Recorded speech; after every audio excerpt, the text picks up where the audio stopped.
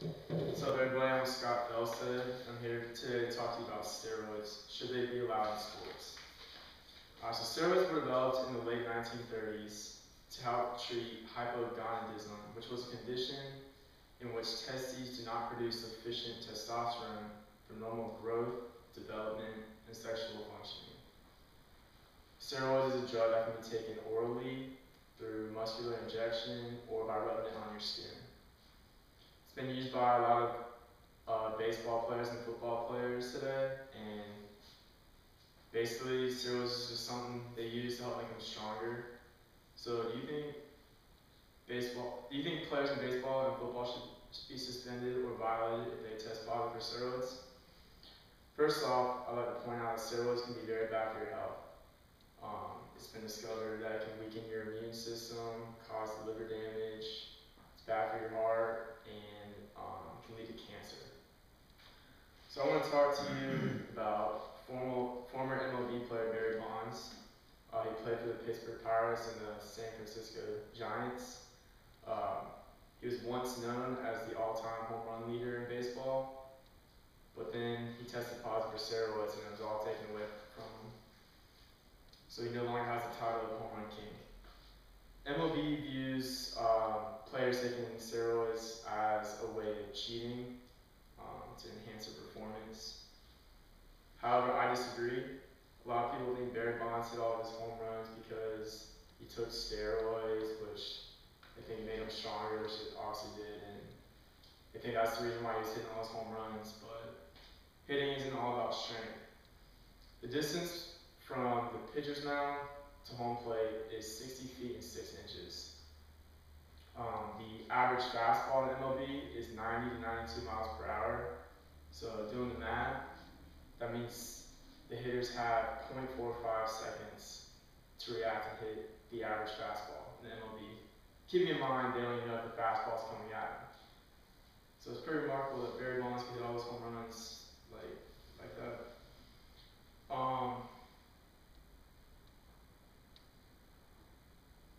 Hitting is also about pitch recognition, seeing the ball out of the pitcher's hand and seeing the spin of the ball. If you see four laces coming at you like that, generally a fastball is coming at you. You see like a side spin on the ball, probably a curveball. So you can't tell me that steroids helped Barry Bonds be able to recognize what pitch is coming, react to it, and hit home runs. Steroids do not do that.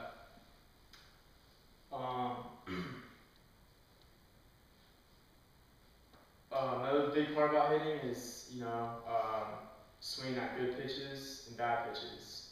You can't swing at bad pitches that are balls, and expect to hit good. Steroids definitely didn't help Mr. Bonds be able to recognize what pitches to swing at if it was strikes and balls. So not only was Barry Bonds stripped of his title of home run king, he was not elected into the Hall of Fame either for baseball because of steroids. So another person who was discriminated for steroids was Lance Armstrong. He was a professional triathlete, and he is known as one of the best triathletes to ever do it. He had the most records, most titles, and then he tested positive for steroids, and it was all taken away from him. It wasn't fair for him because he was diagnosed with cancer many times throughout his career. So many believe that he was taking steroids for like health purposes to get back into shape and stuff. So football, honestly, I view football different than baseball. I can understand like suspensions for like certain positions. Obviously, I think if a receiver was to test positive for steroids, they shouldn't be suspended. I mean, all they do is they catch, they run.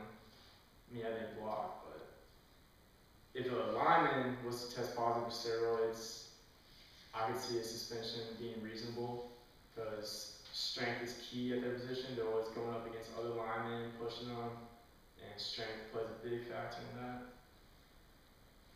that. So, yeah, personally, I don't think baseball players should be suspended. I mean, pitching, on the other hand, is different because, they're throwing the ball. So, strength can play a factor in throwing harder, that's for sure. Football, I view differently. I do see suspension in football being reasonable, and hope I can persuade you guys that baseball players shouldn't be suspended, but I can see it happening in football. That's it.